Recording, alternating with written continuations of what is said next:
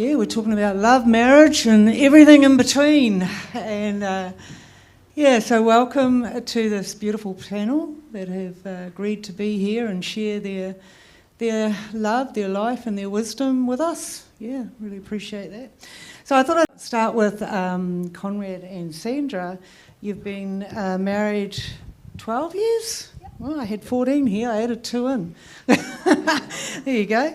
And 4 kids. And like Pastor Roger mentioned, you've got a blended family. So I just wanted to ask about, what was it like to bring a blended family together in your marriage? Yeah. Okay.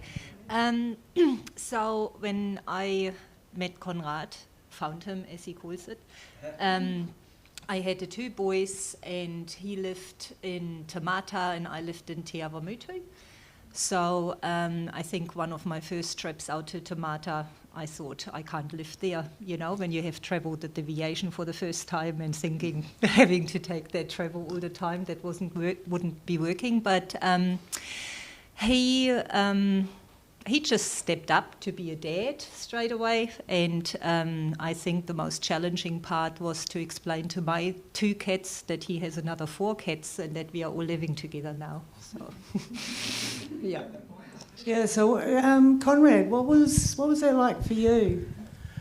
I'd been batching it for a while, but I've always been having my own toys. I had no kids of my own, so I had the cats. I had my cows. My farm, the farm job, but my cars and my toy cars, all my little treasures. So one of the challenges was the boys coming into the house and finding my treasures, treating them as their own, and basically. So that was a little bit heartbreaking, and I had to sort of suck it up a bit. And she was obviously worth it, but it was like they're only material things in the end, and so it was way more important to just build a family and treat them as my own, and they got discipline from me differently to Sandra. Maybe a firmer hand, they'll tell you that, but at the same... Not literally, like firmer hand. Shh, don't tell her. Yeah, some secrets we take to the grave, but Yeah, best it stays there, huh? Yeah. If they're turning out right, the oldest one's, he's powering away, and the other guy's learning from his own mistakes. You can only tell them so much sometimes.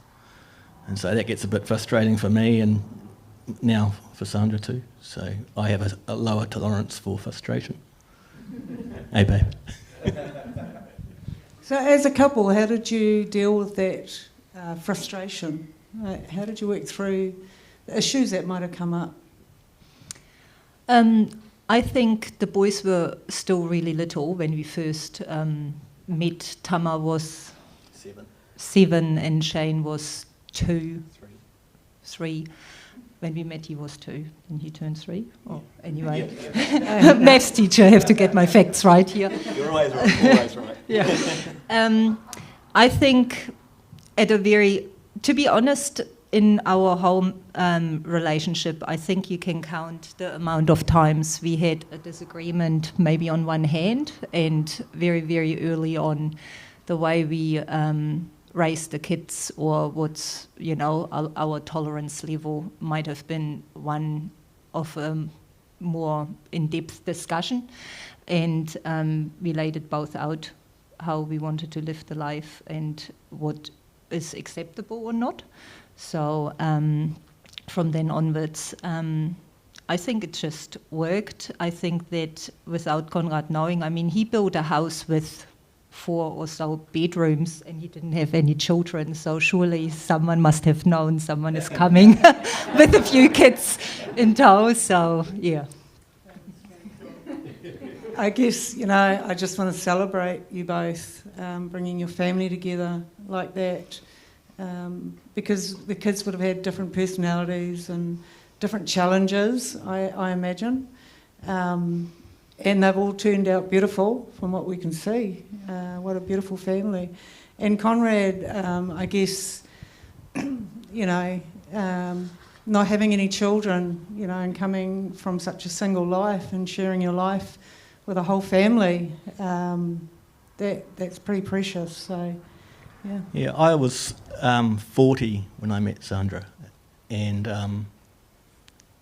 I sort of had got realistic by then as far as expectations in life, and so I accepted pretty early on that I wasn't going to meet someone who was child-free and wanting to start a family at 32 to 42 or whatever that they're going to be, you know. So I was going to hopefully meet someone, and it was a big bonus being able to start a family again and have my own little rugrats.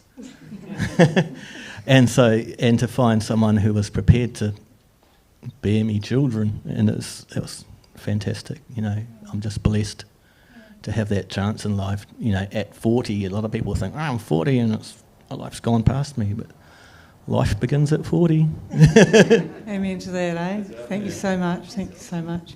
So, yeah, Martin and Miriam, 21 years. Yeah, that deserves a clap. Huh? Well done. It's a challenge, I guess. I guess my question for you guys is, we start out a certain way. We're single and we meet and we've got our own personality types and all of that, and we change over the years. So what's brought the change? How you started and to where you are now, the development in your relationship, and personally and individually? That's a big question. Many questions in the question. I know, many questions in one question. How do we start out? I suppose for me, unfortunately, I didn't go about finding a husband or finding Martin the right way. I went the worldly way. So I had several boyfriends before, and it ended up in heartbreak and heartache. And looking back, I wish I had done it differently, but I didn't. But because of that, Martin was is an answer to prayer. When the last relationship broke up, I just basically cried out as like, oh my goodness, I just want somebody like my father, like who's funny, who's generous, a Christian, name it, and Martin is the answer. So I felt really, just when I met him, it's like, oh my goodness, this is just an answer to prayer, he's just fantastic. And so I felt really blessed, and it felt really right straight from the start as well. It felt really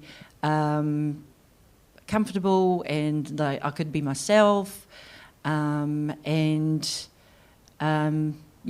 I was a beginning Christian then again, like I was digging deeper into my faith again, and like he didn't mind that either. He kept me free in that. He was actually himself. He was kind of starting out as well with his faith, so that we kind of grew together. And then you grow together, like you get married. We got married, and you kind of get to know each other more, to trust each other more, and just the more you make yourself more vulnerable and trust the other one to kind of respect that, the deeper your relationship grows as well. And that has happened, and especially with certain questions or certain things that you talk to God about, and then you actually open up. It's like, well, I've actually prayed about that, and He's like, oh, I've done my own kind of praying and talking about it, and you kind of that deepens your relationship as well, and that has really grown us together as well. Just having that faith, both growing in it in different ways, but still together growing as well. So yeah. So Martin, I've known Martin a long time, before Miriam came along, and there were some rough edges, and they've smoothed over the years, and Miriam's talked into that. So tell me how you feel you've grown through 21 years of marriage. Yeah, well, I can remember, like back when I was about 14, I actually remember praying out, because I went to a Catholic church, and I remember praying out to the Lord back then at 14, and said, Lord, if I ever get married, I want to get married to a Christian girl, like, don't have to be Catholic, but I remember back then Christian, and also Dutch girl. I wanted a Dutch girl because I like the language. So anyway, yeah, so growing up, not following what I had prayed for, you end up going all the way around what you wanted, all the breakups and all the stuff that you went through. It's just, I was just talking about with PJ before as well. It's just, if I had listened to God and just stayed on that course, how much hurt it could have saved you over these years. So when I met Miriam, after we both separated from different partners and that stuff, but and when I met Miriam, it was like a set up for my brother date, but I actually rang her up that week. I thought, I'm not going to wait, I'm too much of a hurry. So instead of waiting for the date to come, I just rang up on early in the week and said, look, let's go out, and that was it. And it's actually, the cool thing about it is we're actually just like big friends. We're big mates. It's, we work all day on the farm together. We work all the time, and it's really cool because we can talk things out. But it's, we're with each other most of the day, and we're just great friends. So, and a lot of things are talked about, any problems are actually talked about before it even gets to there a lot of times too. So, it's just so much fun, and marry your best friend sort of thing. It's great. Yeah. Well, that's really sweet. Not so rough, eh? Oh, not so rough now, huh? Yeah, I guess a question back to Sandra and Conrad. Sandra, you're of German descent. Yeah. Yep. So tell me, how does your culture interact in your marriage? So for those who don't know, Konrad's had a German dad, and I often am very thankful that this was the case, because I think he can handle me a lot better than if he was not exposed to the German culture at all. Interestingly, his dad, when I met him, I remember he took me to the side and he looked at me and he said, I just wanted to make sure you're not after my son's money. And I looked at him and I said, well, I just have to check whether he's going to be a good dad, otherwise there won't be any relationship. So that was my very first interaction with Konrad's dad. God bless him. And I think it's just like the girls and the boys, they grew up bilingual, and it's just nice that we are both adults and embracing what other people have. I remember when Konrad and I met on what I call trade me, find someone, trade someone. And because I'm vegetarian, on my profile it said I don't like burgers, and he thought it was a deal breaker, he couldn't really go there. But later on, I think that we learn a lot from one another. I'm eating vegetarian burgers now, and he doesn't think that vegetarian food is as bad as he thought it would be when it is cooked right. So we don't work together, and I'm thankful for that, because Konrad speaks a different language on the farm. Oh, what's that, Conrad? It's not R18 here, so can't go there. I just think me having my professional life as a teacher and him having his on the farm, we have a lot of appreciation and interest in what the other person does. So it never gets boring. We always have something to say, and if we don't, we just enjoy each other's company, and that can sometimes be sitting together on the couch just to be near without having to talk. It's beautiful. Yeah. And I'll just add to that, because we have separate careers, we often run our little day-to-day problems of work-related past the other, and she knows I'm not a educationalist or have any professional experience in that field, but I can give things from way outside the box back to her, and it's a completely different approach, and I hadn't thought about it that way, and it's probably 90% of what I say is rubbish, but that 10% that gets through helps, and it goes both ways. I can give her a rundown about how much I paid for the latest bulls, which is way too much, but we can talk it out, and having that person who's always got your back and gives you an honest opinion, even though they're not a professional in that field, it's just refreshing the whole time, you know. You've got that, you know that person's always got your back, and you can run that problem past them, and even, yeah, they don't say you're always right, dear, but they'll say, have you looked at it from this angle? And you go, oh, maybe I haven't. Wow, that's great. Martin and Miriam, I know you both have a really strong faith, and I wondered, you know, how does God interact in your marriage? How do you bring God in, and where's the value in God being there? He has a huge part in our marriage, actually. Sometimes I would be maybe struggling with a few things and been praying about it, and then I open up to Martin about it, and he had kind of already sensed it, or he's already prayed about it as well. So or the other point is as well, sometimes we run into problems on the farm that are beyond our control or get to quite a serious level, and then all we can do is all we can do is pray and hope that it doesn't turn out into a disaster. And we've had it a couple of times, or many times, and it's just amazing, because just that relief that you get, that okay, we've done everything that we could, and now we've given it over to God, and it just brings that peace back into your relationship, back into your being together and everything like that. So that's been absolutely great. And yeah, do you want to? Yes, since we got married, we sort of came back to the Lord. We got more involved in that, and life is so much easier now that we're back in God's house compared to beforehand. Yeah. But also we bring it always to the Lord. We make sure that dinner table's always, all of us are around the dinner table praying as well. And like Miriam said as well, on the farm too, we always make sure that we try and pray before we do things, and it makes it so much easier, right, just to get it through. So it's great. It's great. Yeah.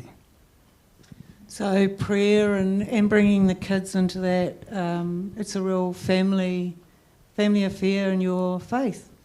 Yep, that's right. That's right. We just pray that the kids are here with us all the time, in church and that, and so we just pray over them all the time, and the wider family, and it's just so great to have them. It's just so great. I think I often say to Miriam, the only mistake we've made, the kind of thing, is we should have more kids, because it's so much fun having kids. It's so much, bring them up. It's just so much fun, like I don't want them to leave the house, which is I try and keep them at home. But we just put it to the Lord all the time. It's so great when you just hand it to the Lord. Any really struggles you're going through, you just hand it to Him, and it's just like a weight off your shoulders. It's just so great. Yeah, yes. And I've had that miracle healing. Most of you have heard about it, but that's why I pray for people to come up to the front of the church as well, because if you just hand it over to the Lord, if you can just step out and trust in Him and give it to Him, He's going to help you. My back is as good as gold. I've never had trouble since, so, so, no, it's so great. And I think as well, Marie, if you can hand over your frustrations or your problems to God, you don't carry that into your marriage, and so you kind of don't set each other off, because that tension is off, that frustration is off. It's easier to deal with. So you might not get the sparks then in your marriage, like, oh, but you said this, and you don't rah-de. We don't actually have that. It's taken the edge off any what could be a huge conflict is actually a difference of opinion that we can talk about, and talk it out basically. Yeah. Oh, so good. I'm learning things. I guess there's not a lot more I really want to ask. It's more so just really want to encourage you in the beautiful ways you have responded to the questions I've asked, and if there's any wisdom that you'd like to perhaps give those that are thinking about marriage, or maybe those who have been in marriage for a long time, any wisdom you'd like to give us before we wrap this up? The one thing I find is really important is that men and women do think differently, and so as a bloke, when you see a small problem, you see it from your eyes and your heart, but we are wired differently, and so you have to work with that and embrace it and cherish it for what it is. Another thing is to be super grateful for the gratitude, like I hear Miriam and Martin talking of prayer. I don't pray a lot, but I'm grateful a lot. And that gratitude is to God for my lot and for my luck and Him giving me opportunities to make the right decisions. And that's everything to me. I think Mother's Day we got gifted those beautiful little diaries which has had little bits of wisdom written, and I ended up grabbing one which said, similar to what Miriam and Martin said, not to stress about anything before going to bed, you just give it to God. And I always appreciated that from Conrad, because I'm someone who wants to fix things really quickly. Things happen and I need to stop everything else and try to fix it. And being with him for almost 14 years, 16 years? I'm getting it right. 16 years has just taught me a lot, because he's a farmer and has experienced so many things, like, when you want to shift a mob and the cows don't go through the gate like you want to, I want to jump off the quad and I want to bark at them because we don't have a dog, but you can just... he just lets it be, because in the end, it's not in our hands, you can just let it be and someone else is taking care of it, and that's, I think, what we really appreciate in our lives and what we thank God for. Yeah, for me, definitely for the young ones, that just be patient, pray about it. If your partner's in the future and that. There's something that we did quite a few years ago. When I was young, we did a parenting course down at Nathan's place at the time, and at the time that it was a 6-week course. I remember that and thinking, oh man, I don't have to do this stuff. We've got this all pretty sorted, and. So anyway, the first week I thought, oh yeah, okay, we'll go out on the next one, but the second, third, fourth week, that's when I really found, man, there's some things to do in these courses, like what you guys can be great if you could bring us through schools or even have more youth come to this, because from what we did in that course, just little things that we picked out, it was so valuable, just on raising kids, it was just little things that we tweaked around, just little things in those courses was so great, and. So those things, if you can get onto one of those courses and do a parenting course, there should be more widely out there, because you don't learn this before you get married. Okay, we just pick it up and go. But if you could do those courses, if you knew a bit more about a lot of things about even respect and stuff like that, that's so valuable. So. Yeah, and I just want to agree with Martin about it as well. Like. Don't go about the way we did trying to find a husband and wife. Just, wait, and God will pray about it. Keep yourself for your husband, keep yourself for your future wife, and He knows best what you need and who you need. We just recently saw that as well in a friend of ours who found his wife, his second wife, and it just demonstrated beautifully just how God works. He's just amazing. Just a quick story. This friend, he's a school friend from Netherlands, also immigrated to New Zealand, found a beautiful wife in New Zealand. They got 6 kids together. Unfortunately, 2 years ago, she passed away because of a brain tumour. And then 2 years on, he was ready to meet somebody else. And so via it came to from his fiancée to know that he was ready, and so it was I think the brother of the fiancée said, "Is it okay if I gave your phone number out?" She said, "Yep, that's fine."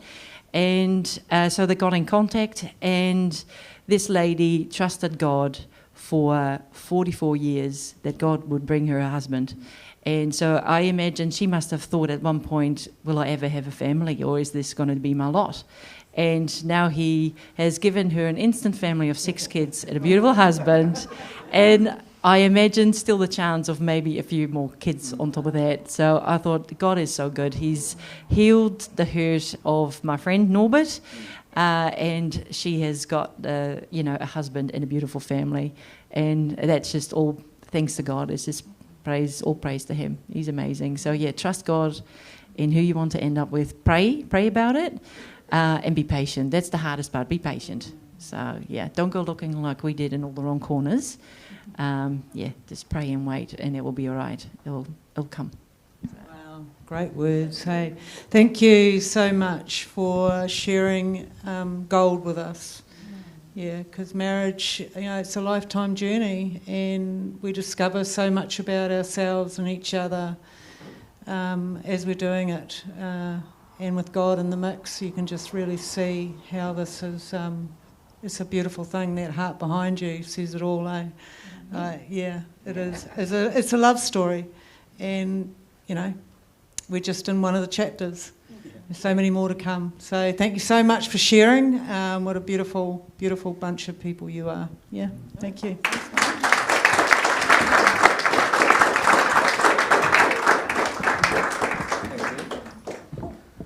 Oh, thank you, team. That was amazing. That was so cool. So good to hear. Well done. Well done for bearing your hearts out and speaking it up.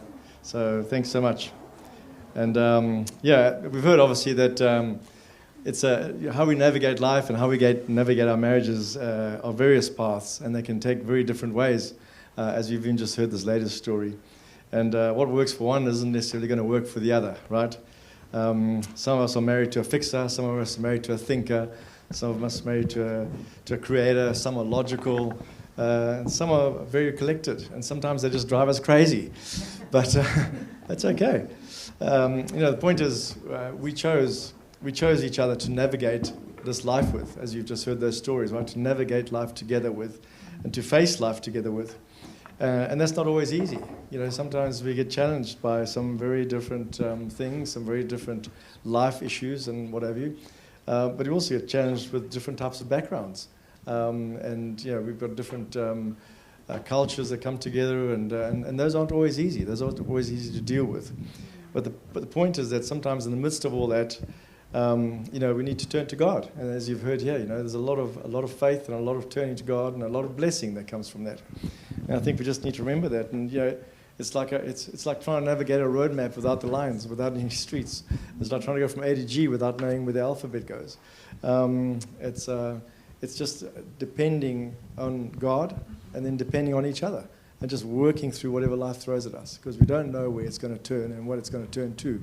But as long as we've got each other and we've got our faith, that's the main thing.